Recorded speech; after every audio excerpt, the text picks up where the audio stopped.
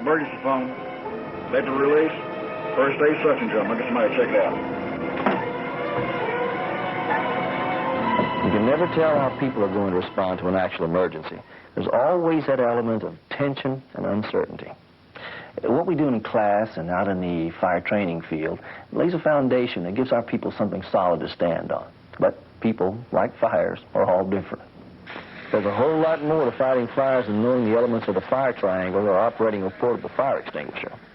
When faced with a real-life fire emergency, you need to quickly appraise the situation and make an appropriate response. Now, at this point, you won't have time to consult a fire training manual. You should already know what you're supposed to do and be adequately prepared to do it.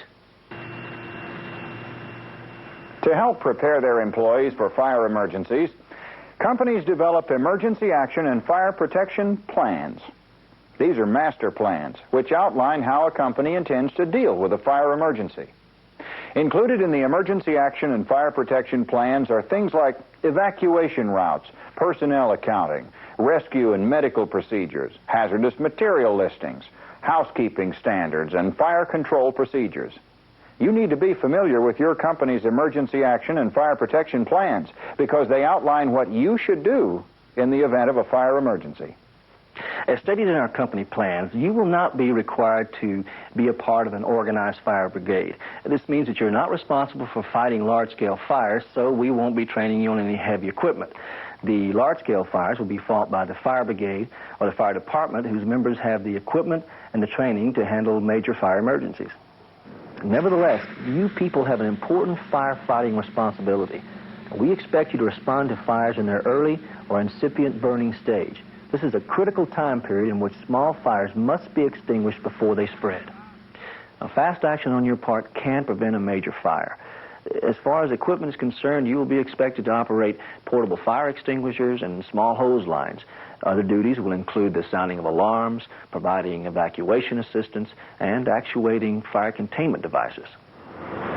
Even though I'm sort of an old hand around here, I come back once a year to the fire training classes. It's probably a good thing, too, because equipment and techniques change, and going to the fire training class helps keep me sharp. During the training session, we review the emergency actions and the fire protection plans. There's a lot of important information in those documents. I like going over the plans because it gives me a feel for how the whole operation works, in addition to outlining specific duties and responsibilities. And besides, the plans contain some good information on fire prevention. One section's on housekeeping procedures, and it covers things like keeping oily rags in metal containers. Another section includes a listing of the type and locations of hazardous materials throughout the whole plant. I like knowing exactly what's expected of me and what I can expect of other people. The fire protection and emergency action plans spell out all those details. Knowing we have all the bases covered, well, that makes me feel confident. Emergency action and fire protection plans, two very important documents. Take the time to read them and familiarize yourself with your company's game plan. Your own duties may vary from sounding an alarm and evacuating to joining an organized fire brigade. The important thing is that you know what's expected of you and you're adequately prepared to do it. This is Henry Jacobs. He's the plant manager at the same company where John and Bob work. Henry has some pretty strong ideas about the value of planning ahead for fires. As far as money is concerned, the best bargain we ever made was the dollars we put into our fire training program. We've seen a drastic reduction in the number of fire incidents, and those fires that have occurred have been extinguished quickly with very little loss of property. We may not be able to prove statistically that our training program is responsible for our good fire record, but it'd be hard to convince any of us around here otherwise. Fire prevention, of course, is the name of the game. We'd much rather prevent a fire than fight it. But if and when a fire does occur, we're certainly prepared to handle it.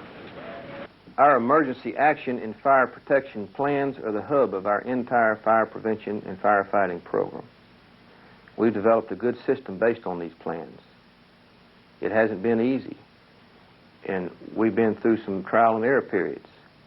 But now that everything is organized with the right equipment and the right people to operate it, there's no doubt it was well worth the effort. Henry Jacobs, John Anderson, Bob Bennett, and Tom Edwards. They're all sold on pre-fire planning. It's easy to see why when you consider the damage that a major fire can do. We hope that this program will help you start planning ahead for fire emergencies. Planning ahead by learning about your company's potential fire hazards, firefighting equipment and fire protection systems, and emergency action and fire protection plans. When you get right down to it, there's just too much at stake not to do a thorough job of pre-fire planning.